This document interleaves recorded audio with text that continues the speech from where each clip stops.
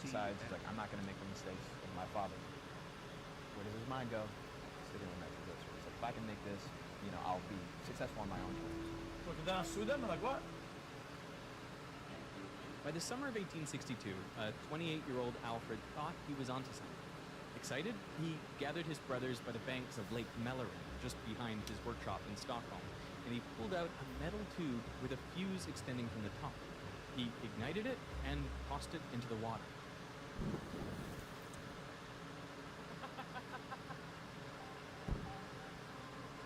That's crazy. He had finally found a way to reliably detonate nitroglycerin. In its finished form, it works something like this. Alfred took a container of nitroglycerin and inserted a wooden plug and packed it with gunpowder. Then, when the fuse was lit, the gunpowder inside would explode, blasting down into the container. It was that sudden impact that delivered the shock needed to detonate the nitroglycerin. Oh. It was just like the hammer striking the anvil. Well, in reverse, huh? We need a blasting cap for this. All right, so now Jesse's going to add a blasting cap, Alfred Nobel's first major invention.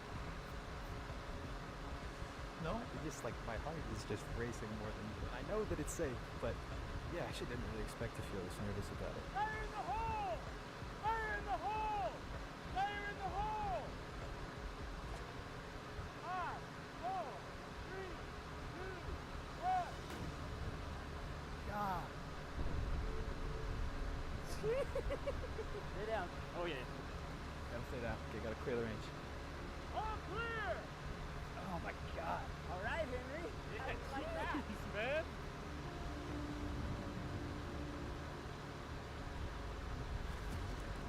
Boom. Is that what you came for? Yeah, for sure. That was insane. Look at how it carved out the exact imprint of the bottle, a foot and a half below. Okay, look, we even have puncture on the second to last hole. The smallest is not punctured. Yeah, wow. So, I mean, that's the entire range of our measurement capability. That's awesome. His invention, the blasting cap, was refined to use an even more consistent explosive than gunpowder, mercury fulminate. It became the first reliable way to detonate nitroglycerin on command. The design was so effective it remained virtually unchanged for decades. I think it'd be hard to argue that this advancement doesn't find its place into every other explosive device that comes No out. trick of chemistry. Probably the most significant development since the invention of gunpowder. The same idea, using a small explosion to trigger a much larger one, would later be used in atomic bombs to set off nuclear chain reactions. With the invention of the blasting cap, the use of nitroglycerin finally became practical. It can break rock and make tunnels much more effectively. Nitroglycerin sped up industrial excavation dramatically. In one mine, the rate of tunneling almost doubled, from 0.76 to 1.34 meters per day. And in Mexico, crews reported that 15 men using nitroglycerin could do the work of 25 with gunpowder.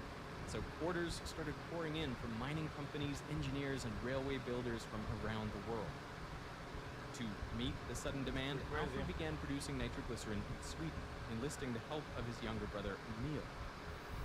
But on the 3rd of September 1864, an intern asked Emil for help moving a heavy crate. The two began to lift when suddenly the factory was ripped apart. A witness wrote this of the explosion. Most ghastly was the sight of the mutilated corpses strewn on the ground. Not only had their clothes been torn off, but on some, the head was missing and the flesh ripped off the bones. These formless masses of flesh and bone bore little or no resemblance to a human body. Emil, just 21 years old, and 4 others, the intern, a janitor, a young laborer, and a casting carpenter, all died in the explosion. Alfred blamed himself, and he swore, "I will never let this happen again. I will make nitroglycerin safe." I don't believe you. That was like done all the day. It's gonna. The city of Stockholm declared nitroglycerin too dangerous and banned its production within city limits. Alfred, however, refused to give up. So this is a moment where he's actually a pretty savvy entrepreneur. He says, okay, if I'm not going to do it on land, I'm going to do it on the water. So he set up a laboratory on a floating barge on Lake Mälaren. But as he was experimenting, another one of his factories in Germany Yo, what's up, Lucas? What's up, Jackson? was fighting a ticking clock. With every day that passed, more lives were lost. Workers were terrified. No sane agent would use it, a mining publication reported.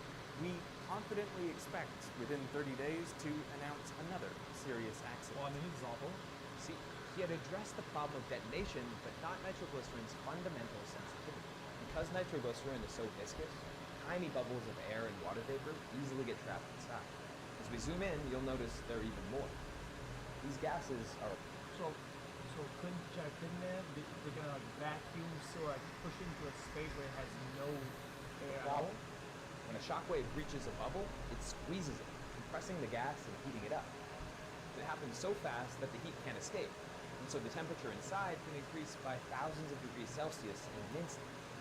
It creates the hotspot. The gas molecules in these hotspots carry so much energy that they break the weak NO bonds in the nitroglycerin molecules nearby. And so these molecules then decompose, releasing even more hot gases.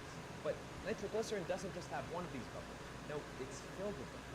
So that's what makes it so sensitive to shock. A single impact can collapse many bubbles at once, which releases enough energy to trigger the chain reaction that detonates the entire liquid. Moisture. Now, you might think to make nitroglycerin safe, Alfred just has to get rid of those bubbles, right? Well, it's not that easy. You have an air bubble tractor there. It's like really hard to get that out without like starting to bang on it, and then you don't want to do that because you don't want it to go up. But well, this is yo, dude, it's air, not moisture.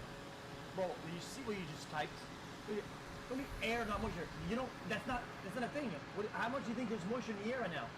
Bro, there's a humidity level. That's moisture, motherfucker. Are you used to it? Even if you could remove every single bubble, you would still have a problem. That's because nitroglycerin is a lot like the liquid in this beer bottle. Yo, I replaced it with water, and you can see humidity level. Smack. 95%. 95. The impact drives the bottom of the beer bottle down faster than the liquid can fall, which creates this sudden pressure drop. And that drop vaporizes the liquid and creates bubbles. When the liquid rushes back in, those bubbles then collapse violently. Those implosions sometimes release enough energy to crack the glass. Now, a similar thing can happen in nitroglycerin. A strong impact can create new bubbles inside the liquid in a process called cavitation. And their collapse again triggers the same chain reaction.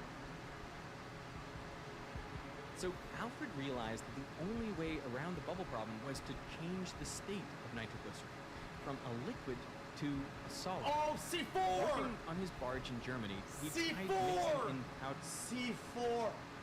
That's what do they do with this shit? It makes C4, no? Charcoal, sand, wood shavings, brick dust, and cement. But nothing really worked. Dejected, he looked down and noticed something strange. A fine powder wisping around his feet. So he looked up and saw the same pale threads drifting over the banks of the Elbe. Millions of years earlier, that dust had actually been living organisms. Diatoms, single-celled algae that once floated in ancient seas. But now, in the dunes above the river, all that remained were their fossilized exoskeletons. That made for a fine silica powder that carried on the wind. This material, diatomaceous earth, or kieselguhr, had been appreciated by Darwin.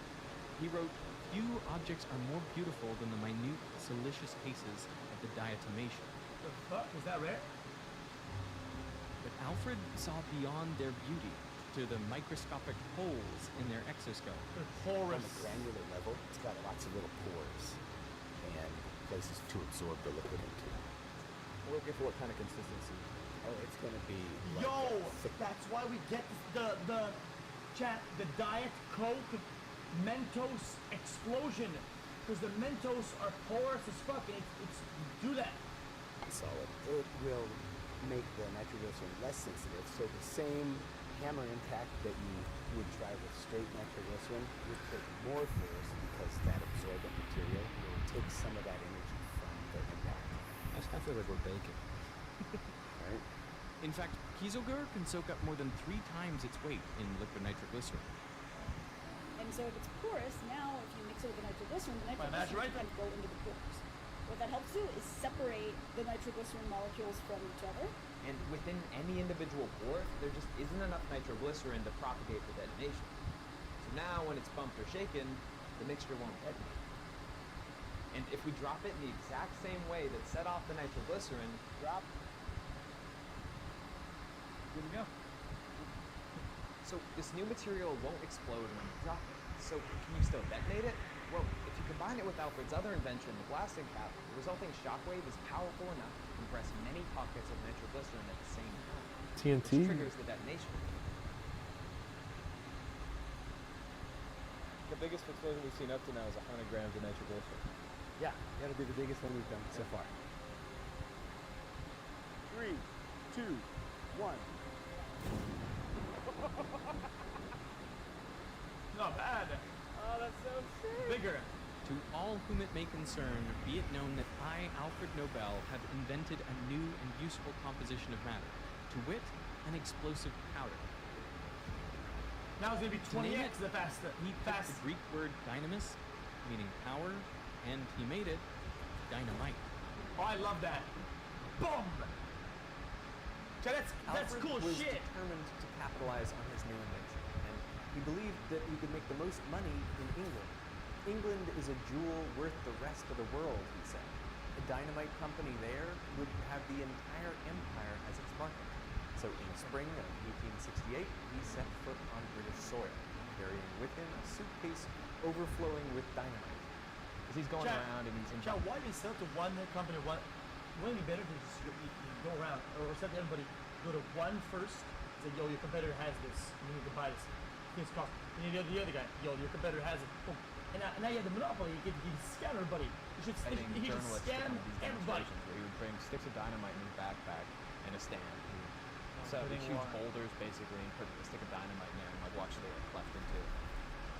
Alfred was a clever salesman. So when Alfred created dynamite, nitroglycerin still had a terrible reputation. And so his initial thought was to name What's up? It's fine. I'm good. Thank you. You should be here. it Nobel's safety yeah, powder. Oh, I like that. Come on down and get your Nobel safety powder. Blow the hell out of this rock. You know? Whatever the Send it name, down. his invention came at the perfect time. Around when Alfred introduced dynamite, there were two other major breakthroughs. There's a difference The between dynamite and pneumatic drill TNT. and I the wonder. diamond drilling crown, which now made it easy to bore holes in solid rock, perfect for a stick of dynamite. These tools revolutionized construction. Many of the iconic engineering feats of the era, from the Brooklyn Bridge to the Panama Canal, depended on dynamite. One thing that is really interesting to think about is Russia at the time isn't the Russia that we think of now. It was effectively a mid-sized European country because they had this vast wealth of resources, but it was cut off by this map.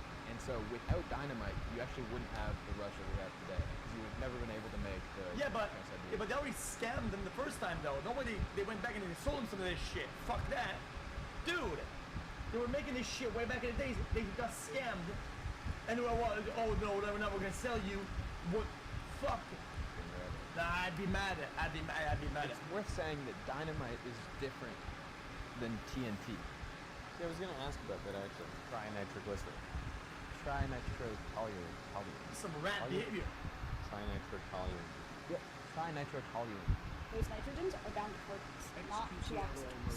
And so that makes it much more stable, so you don't have that really weak oxygen-nitrogen bond. Because of that, it is much, much, much less sensitive than nitrogens. So that actually wouldn't be discovered for another couple decades after dynamite. The TNT labels on the dynamite sticks in the Yeah, it's got Looney Tunes them. cartoons never bothered me when I watched them as a kid, but now I'm just like, wait, that's not right. They're not TNT anymore. But the main point is that dynamite happened first, and no matter what ACBC says, it is not. It's a good line. Yeah, I mean, it's good track too. So dynamite was changing the world, but the old dangers of nitroglycerin were hard to escape. In 1869, near Brentford, England, a barge carrying dynamite exploded on the River Thames, killing 3 people and damaging buildings 800 meters away. investigators traced the cause to dynamite that had been sweating beads of nitroglycerin. See, wet kieselguhr from the riverbed has to first be dried to remove moisture. And that leaves empty pores ready to absorb nitroglycerin. But the kieselguhr never loses that strong attraction to water. So if your dynamite is later exposed to moisture, even just humidity in the air, well, water seeps back into those pores. And the invading water molecules then encounter nitroglycerin, which gets pushed outwards. Now, moisture wasn't the only culprit. Time and temperature could also cause this separation, but moisture just made the problem a lot worse, though it actually wasn't Alfred's only concern. See, kieselguhr is inert, and since dynamite was about 25% kieselguhr, that meant it would always absorb a large fraction of the explosive energy, and that power was wasted. It reduced the strength of Alfred's explosive, and ultimately it hurt his bottom line. So he kept experimenting with new formulations and new absorbents. Again and again he failed, but he was undeterred, saying, "If I have 1,000 ideas and only one turns out to be good, I am satisfied." And just ship it with fucking a coat Then around it. one day, that while working soaks in his moisture. own lab in Paris, he cut his hand. It was a pretty deep cut and blood started to pour out. So he grabbed a bandage, pressed it to the wound, and watched it soak up the mess. Oh, wax. That night, the pain woke him. But as he was lying there in the dark, annoyed at his earlier carelessness, his mind drifted back to the bandage. How clean it was. How fast it absorbed the blood. He bolted upright and rushed down to the lab. He thought, if cotton is so good at absorbing blood, maybe it'll be just as good at absorbing nitroglycerin. So inside that bandage is this. And it looks like regular cotton, but you'll see it's not when I light it up. Yeah, but it has a maximum capacity though. Yeah, I remember, watching this YouTube video where they just light it on fire and the whole thing is just gone. And it is so counterintuitive, so just crazy to see. It's like magic. I'm sure it's used in like magic shows too. It's called gun cotton, or nitrocellulose. Nitrocellulose is made by taking cellulose polymers, say from cotton or wood pulp, and then replacing the OH groups with oxygen atoms bonded to nitro groups, which are the same unstable groups that made nitroglycerin so explosive. So now when you ignite it, these groups rapidly break down into products like nitrogen, carbon dioxide, and water. All of which are gases, so there's no particulate to scatter light. That's why the whole thing seems to just disappear into thin air. But what Alfred was interested in was what happened when he combined it with nitroglycerin. See, nitrocellulose has these chains that are very similar to nitroglycerin chemically because of the nitro groups. So because of that, they mix easily. Now you have two things that are soluble. They like each other. This is very different from, kieselguhr water and nitroglycerin. Now, when you mix them, the smaller nitroglycerin molecules slip between these long nitrocellulose chains, trapping the nitroglycerin molecules and keeping them apart, just like in the diamond. If you mix in just a small amount of nitrocellulose, you get a stable, moldable gel that resists sweating. Oh, because then it'll soak in the moisture Cotton. without causing the chain reaction. Drop it in it. You see that it soaks right in. Yeah. Keep on adding bits until it soaks all up, and then just stir it around to make sure there's no dry spots. But that's not all. This mixture also solves Alfred's problem with yield. The matrix, like the structure that it's being held in, is itself explosive. So now you get perfect yield, no sweating, bing bang boom. And because the material is a gel, it can be molded into different shapes, perfect for precise, controlled mining blasts. While it's soft like this, we can put it into a shape, and then when it sets, it'll stay that shape. We're gonna have to do a VE. Oh yeah. Let's make a VE. I can see 4 now, man.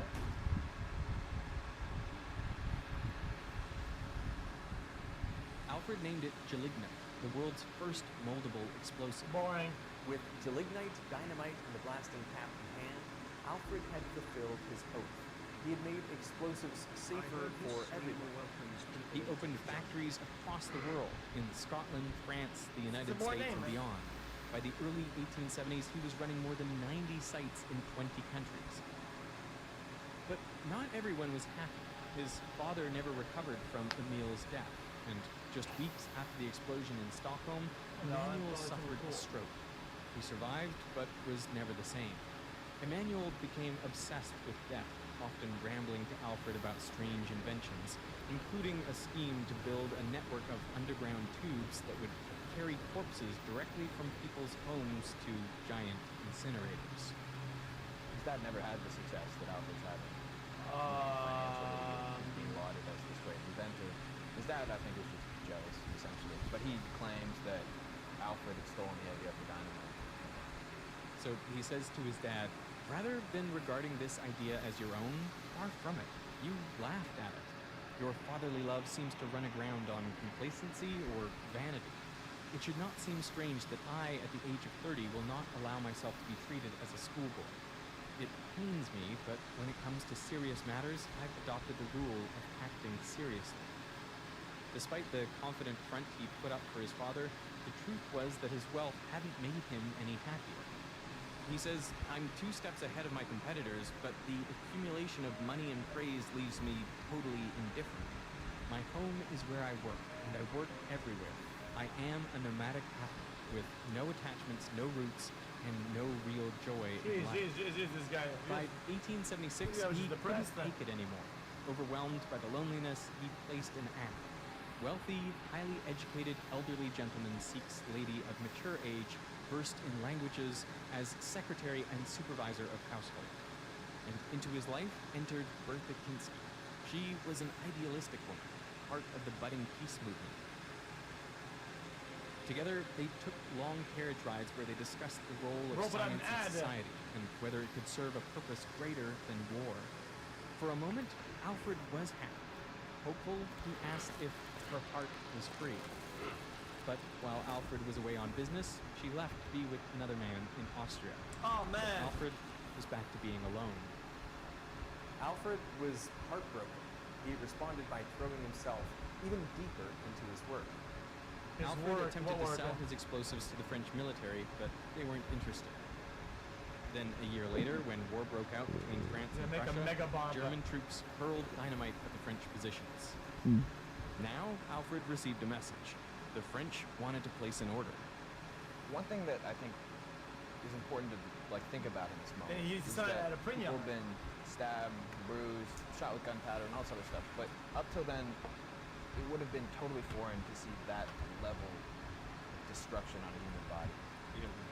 Chuck, it should be a hater's premium, right? Like if you were a hater in the early days, you can have the fruits of the labor, but it costs triple.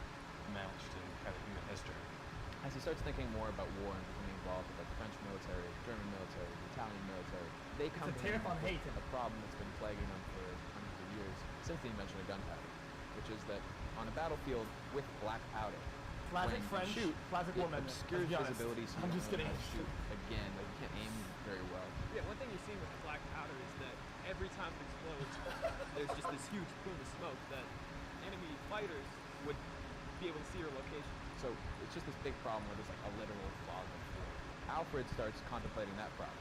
What he thinks back to is gun cotton. You know, it doesn't create smoke. Can I use gun cotton to replace powder? But the problem with using gun cotton or any high explosive mass in small arms is that it detonates all at once, releasing its energy in a split second. And the pressure inside the barrel spikes faster than the bullet can accelerate. So much of the energy is wasted. It'll damage the cannon. Instead of propelling the projectile, it can even destroy the barrel. What Alfred wanted was a propellant that built pressure gradually, so the force rose smoothly as the bullet traveled down the barrel. So he began experimenting with a new nitroglycerin nitrocellulose mixture. Then why did Hitler want to make this fucking super dog shit mega cannon then? You know the cannon? If they knew that this shit it could not do that. By adding they need to have a lot of times more nitrocellulose to make the fucking bullet transformed it from a jelly into a tougher substance, one that could be rolled into some pasta. ego indie shit for real. In Italy, they even used pasta makers to do this. These sheets were then stamped into countless tiny little grains. When these grains were packed into a cartridge, they wouldn't fit tightly. Small gaps of air remained between them, but that was actually a good thing. Now, when one grain ignited, a shockwave couldn't just race through the entire charge at once. Instead, each grain had to ignite its neighbor, and the one beside it, and the next one in sequence. This slowed down the burn rate and allowed the pressure to build gradually. So they were able to replicate the effect of gunpowder. Also and left to right. Because the fuel was a combination of nitroglycerin and nitrocellulose, both of which broke down into clear stable gases and burned with little smoke. So Alfred had solved a problem that had plagued armies for centuries.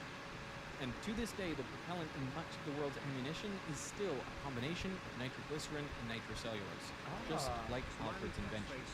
He called it Ballistite, the world's first smokeless, high-energy propellant. Alfred quickly received an order for 3 Now, what about the more of that thing at the back, right? But inside the actual bullet. So once it lands and hits and it compacts under the target, it fucking blows up again. 100,000 kilograms of ballistite from the Italian army. So he opened a massive armaments factory in Italy and began to fall deeper into the world of warfare. Oh, they He already have that. developed landmines, early gun silencers, and even experimented with one of the first rocket-powered missiles. It flew over 4 kilometers downrange and allegedly captured this image. The whole time he's in contact with Bertha, like the woman who kind of jilted him, and she's become pretty important in the peace movement at the time. She wrote this book called Lay Down Your Arms that became kind of a sensation and established these peace congresses across the world. To her, he insisted, "My rockets are meant not only for war, but also for the rescue of shipwrecked persons." He even took it a step further. "Perhaps my factories will put an end to war sooner than your congresses. On the day that 2 army corps can mutually annihilate each other in a second, all civilized nations will surely Hey, weep for it with horror." yo, this was ahead of his time again. You can say cap, but this is the basis of what we're at right now. This is really this actually is where we're at, where we're headed. Literally. And disband their troops. Mutually assured This is destruction. a concept that we see a lot of. When people are sure to kill each other with the modern weapons that I've given them, no war will be possible. It's also the same thing that we think about in Oppenheimer. I feel like we've heard it so many times that you just can't believe it ever. No. And then it's just marketing on the part of all these guys who are selling weapons. They don't want to come across as evil guys who are like, I'm going to make something that'll help you kill more people than ever before. I mean, that's kind of the truth of it. Especially in the dynamite case. It feels like a tremendous misjudgment of human nature. It's like, yeah. Yeah, but dude, it's like science, like invention and shit. It's like somebody's gonna do it. Yeah. This is not going to be used for Is this a stop it? And Doing we research definitely in don't that? see And that just in the let somebody else do decades it? that follow. Between the 1890s and the 1920s, over 7,000 bombings occurred in New York alone. Imagine waking up, opening the paper, and seeing another explosion every other day for decades.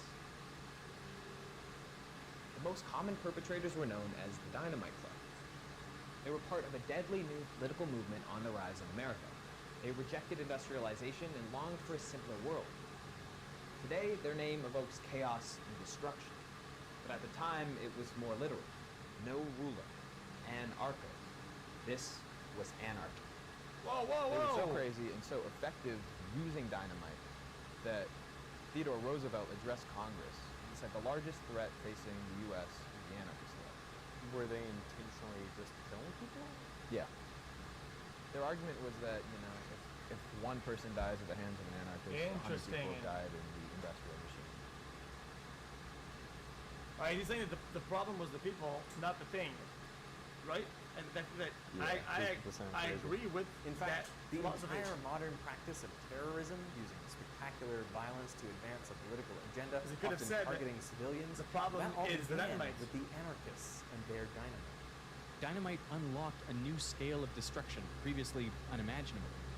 With only a few sticks in a coat pocket, one person could walk into a crowded street and wreak havoc.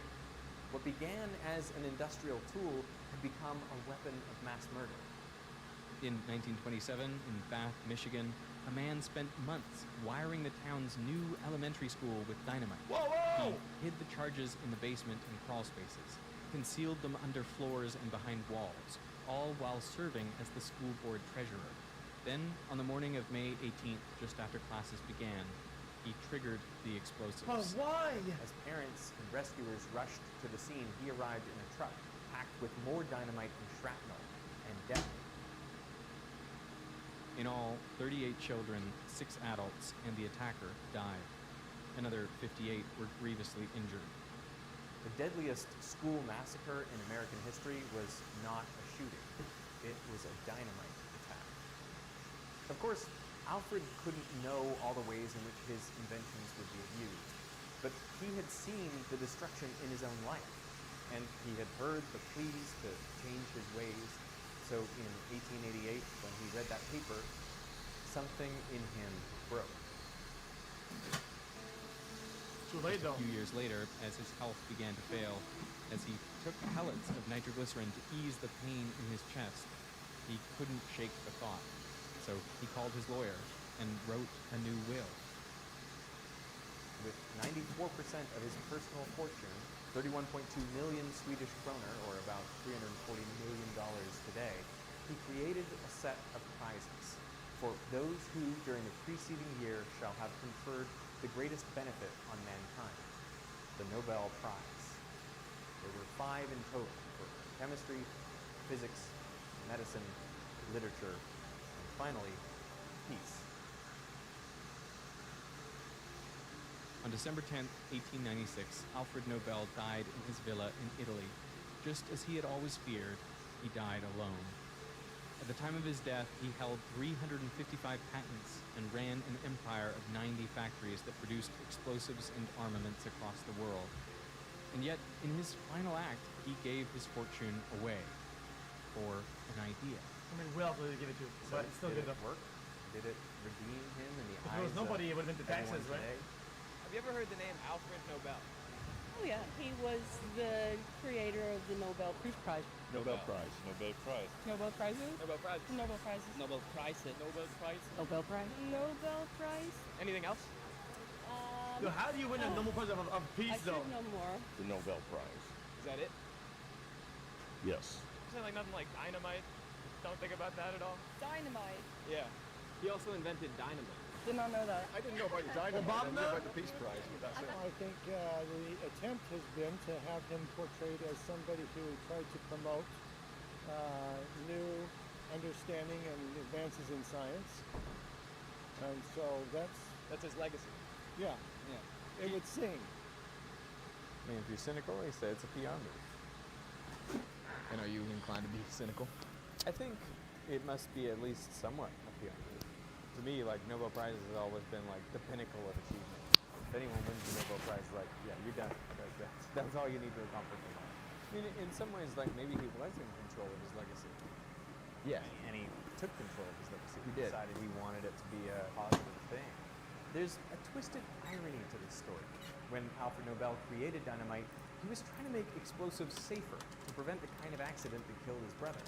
But by making nitroglycerin easier to handle, he also made it more accessible, and that made it more deadly. So why then did he create the Nobel Prizes? Was it out of the goodness of his heart, or a desire to redeem himself in the eyes of everyone who would come after him? I mean, I think the idea that anyone anywhere can be recognized for advancing science, literature, or peace is beautiful.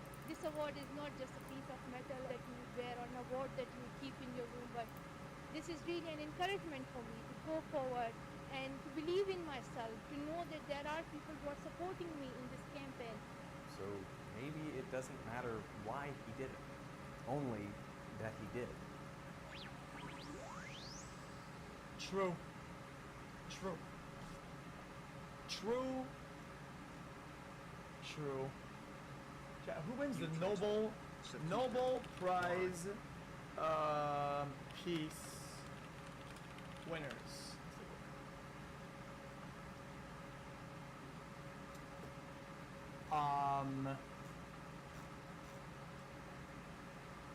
This guy. What did this guy do? The origami? No. Japan?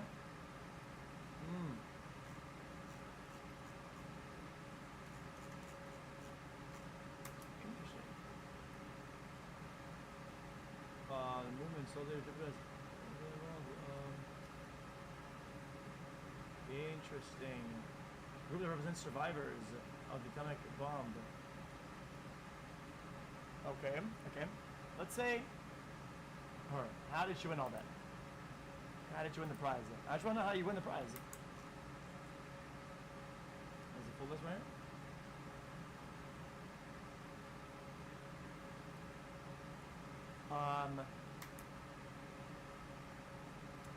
Defenders of Human Rights.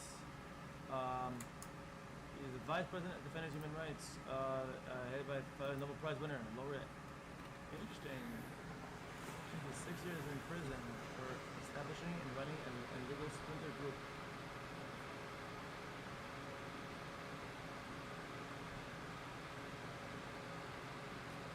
Yeah, I reading this stuff, chat. I don't know what to do. Oh, they're all right here. So then it's easy then. This guy did. The Peace Prize represents civil society in their own countries. For many years promoted rights of citizens of power and protect fundamental rights of citizens. Very nice. Efforts to safeguard freedom and expression. 2023. And against oppression of women in Iran. Oh, very nice. This guy, of his efforts to achieve peace and international cooperation. Combat hunger. 2025, chat. Mr. Beast and I don't want to stop nominating me for giving water, man. Right? Right, chat? That stream was lit. We raised a bunch of money for water. I mean, Okay, that was a cool video. Let's play Sonic Frontiers now.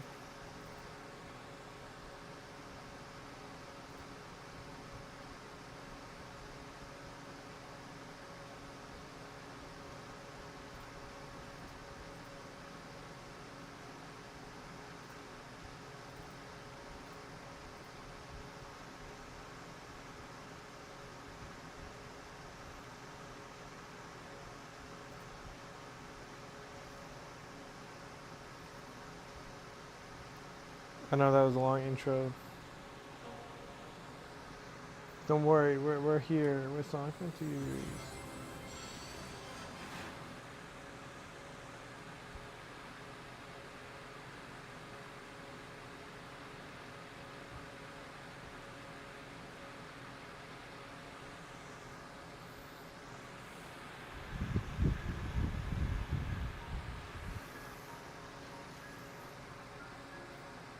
Oh, it kept the winded borderless setting this time. Wonder why I did that this time and not every other time.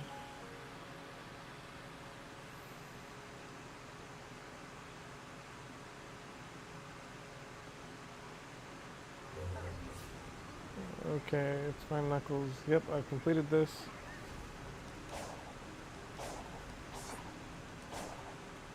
For Big the Cat.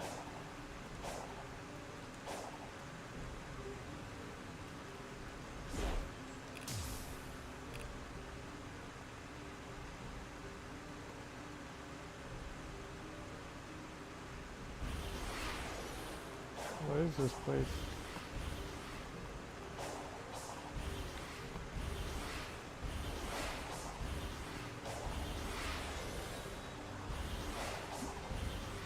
Huh.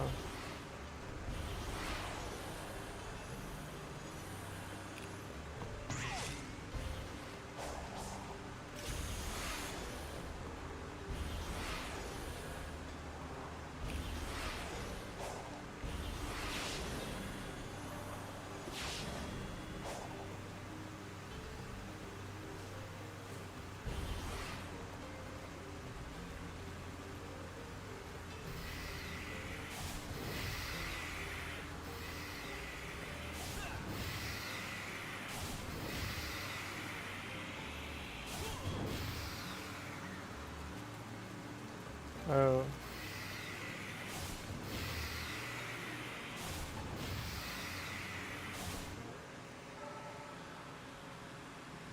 Very interesting. Very interesting indeed.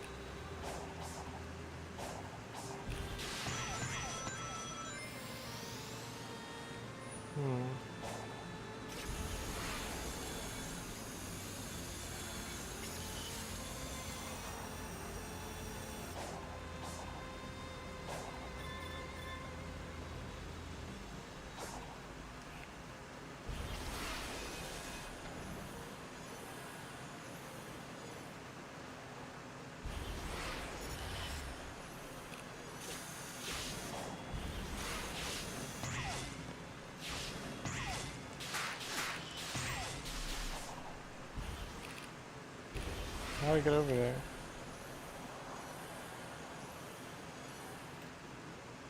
I could attempt to fast travel.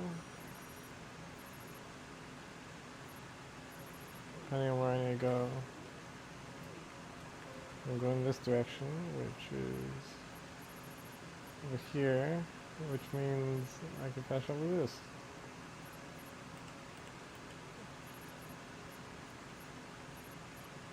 Yeah. Oh wow.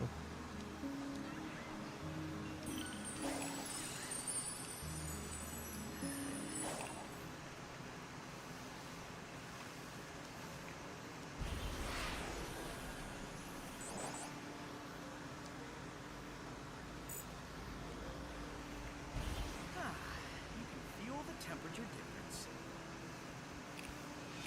Wait, why?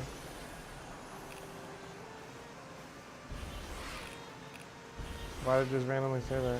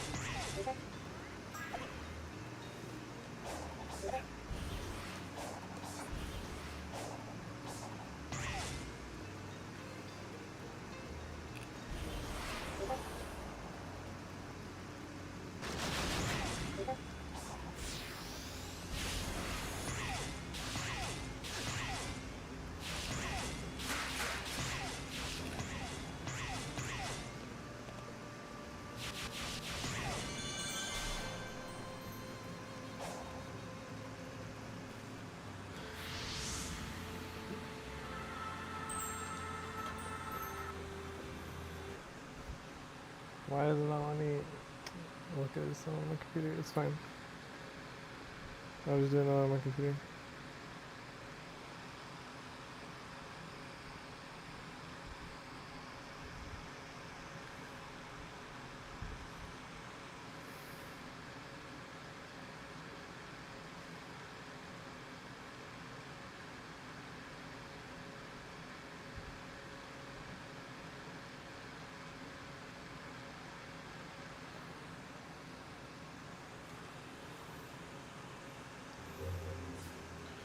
The spear stones lying on the ground nearby are indentation of various cues. Screen overhead looks. I can move those spear stones.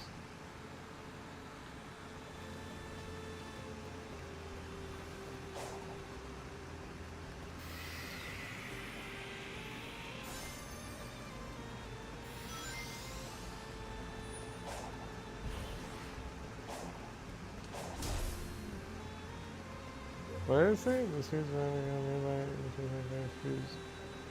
The crane overhead looks like it can move spear stones. Oh. I don't notice that. I'll get up there though.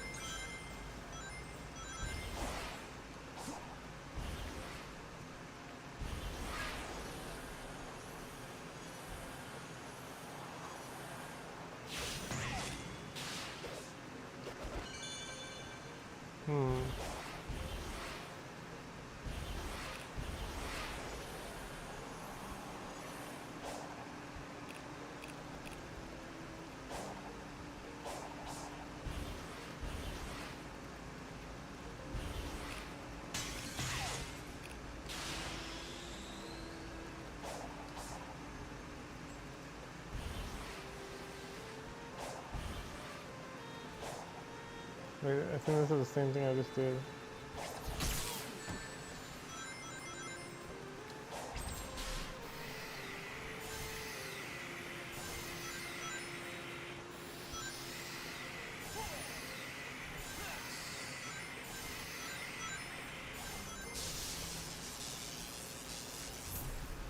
It has to show that every time.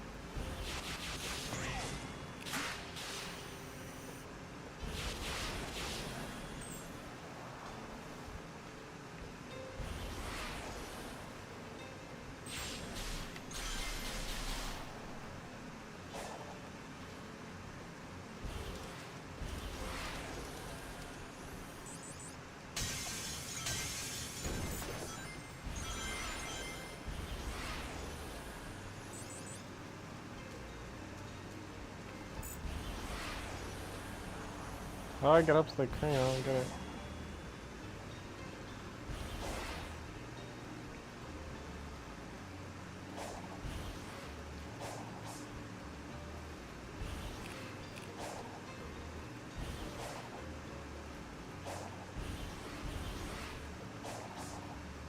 Oh.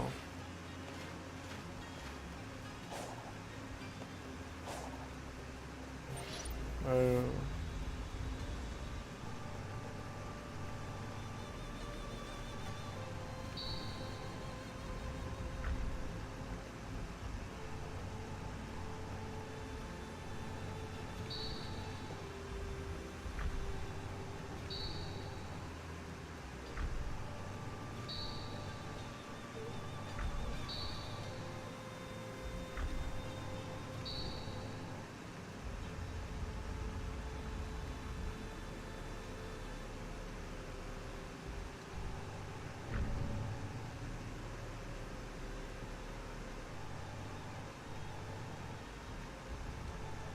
Innovative gameplay.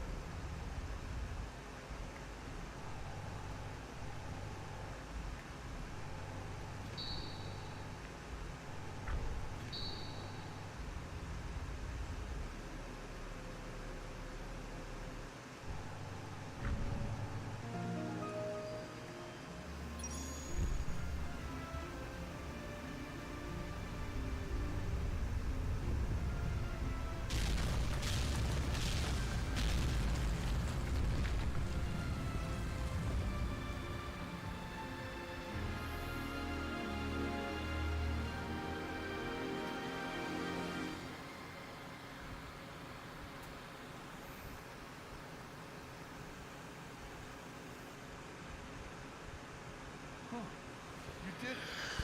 Nice work. Was there ever any doubt? Ready to go face impossible odds? Huh. We've faced worse. Here we go. Try to keep up.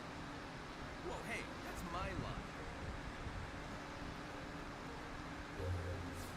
Go through cave.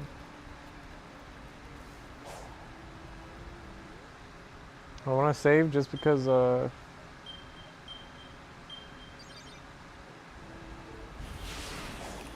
If there's a boss fight, then I think I'm gonna save it for another stream. I wasn't gonna be on too long today. I know I wasted most of my stream with the video I was watching, but it was actually really interesting.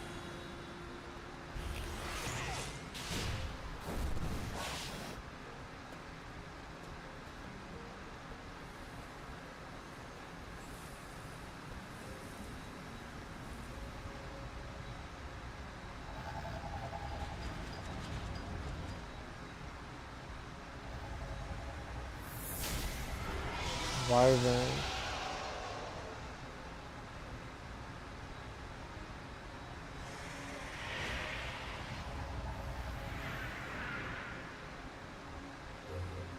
I'm not ready to speak Wyvern terms. Do something taking a Wyvern and get the higher ground and reach it using homing attack. Okay, yeah, I'm going to, can I save here? Okay, alright, then I'll call it here before the boss fight. I meant to play more, so yeah, my bad on that one, but